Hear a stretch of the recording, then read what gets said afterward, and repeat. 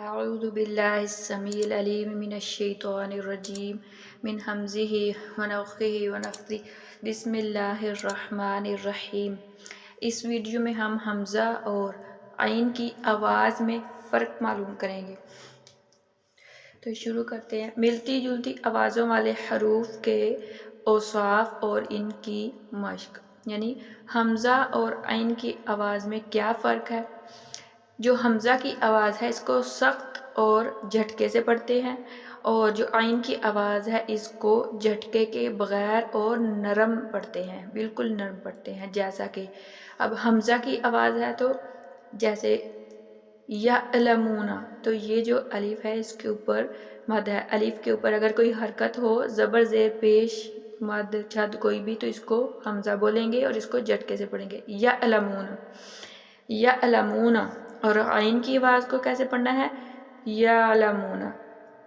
حمزہ کی آواز کو جھٹکے سے اور سختی سے پڑھیں گے، یعلمون، اور عین کی آواز کو نرم اور جھٹکے کے بغیر، یعلمون۔ اور حمزہ اور عین کی آواز، اب اس کی مشق کرتے ہیں۔ الف زبر آ، الف زیر ای، الف پیش او، حمزہ زبر آ، حمزہ زیر ای، حمزہ پیش او، الف زبر، اب اس کو حمزہ پڑھیں گے، الف زبر حمزہ آ، الف زیر حمزہ اے، الف پیش حمزہ او، اور اسی طرح جو عین ہے، الف زبر عین آ، الف زیر عین ای، الف پیش عین او۔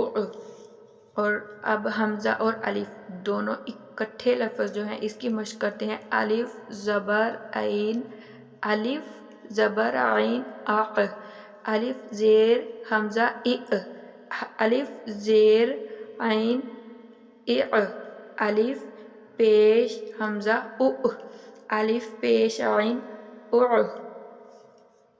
تو اب ہم حمزہ اور الف غنّے کے ساتھ کیسے پڑھتے ہیں، یعنی تمرین، اس کے بارے میں پڑھتے ہیں۔ الف یہ جو ہے حمزہ کی لائن ہے اور یہ عین کی لائن ہے۔